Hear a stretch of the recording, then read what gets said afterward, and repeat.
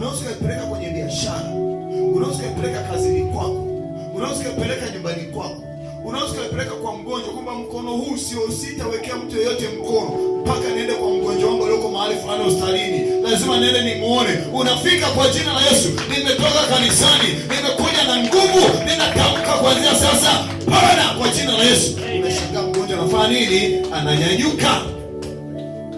Sometimes hatuoni miujiza kwa sababu baada ya kupokea tunapita barabarani tunasalimia na kila mtu.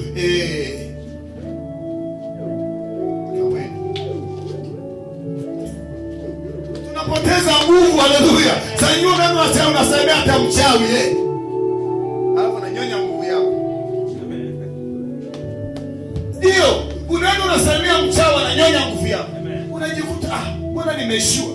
Unasema si umechoka. Ulikuwa ibada umechoka, kumbe ulipopita njiani ulisalimia mpaka na kila mtu anasalimia. Sasa nyingine msalimia mtu habari yako. Nilienda Nairobi hawasalimiani. Yaani Nairobi kila mtu anapita hivi. Hata neno habari yako isikii.